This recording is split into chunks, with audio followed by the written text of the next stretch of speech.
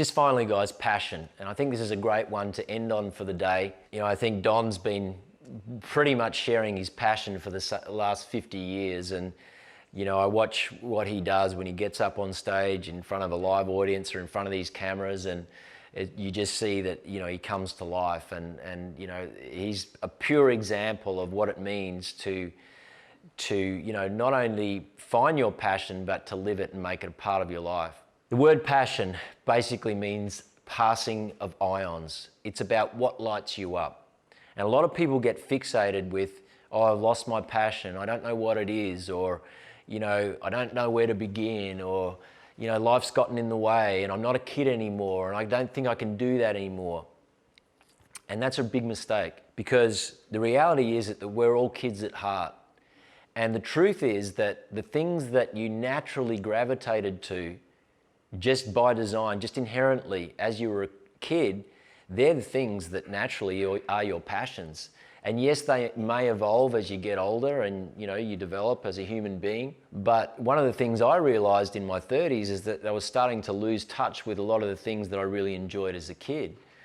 And I used to love my bike and BMX racing and all of that. And so, in my 40s, I started picking up mountain biking, and now I do mountain bike racing and all of that. And it truly is one of the things that just lights me up, and it makes me a better husband, it makes me a better business person, it makes me a better friend, makes me a better father. And so I really encourage you guys to not lose sight of your passions, and certainly not to ever say to yourself, oh, I'm past it or I'm too old.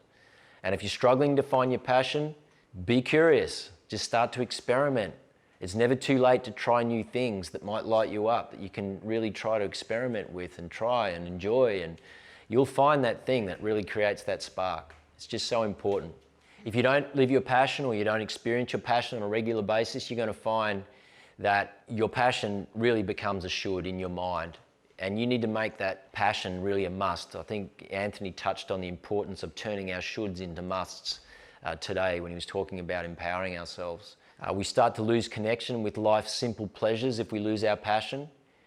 And we start to seek comfort in other things. It's very easy for us to start, turning towards food or alcohol or, destructive habits like gambling or, whatever it may be. We all know people who have fallen into that trap.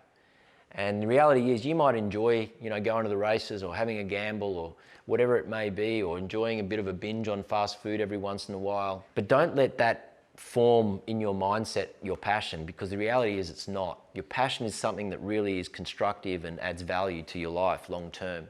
So it's important to start prioritizing your interests. Be curious, try new things.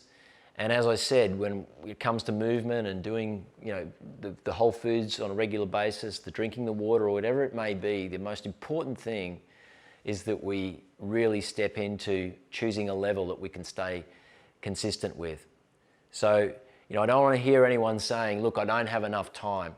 I run a couple of different businesses and I know what it's like to be time poor. But if there's one thing that is an absolute non-negotiable, it's that, every single week I need to spend at least a couple of hours on my passion, and my family knows it. That's my Bitmoji, guys. Self-care is everything.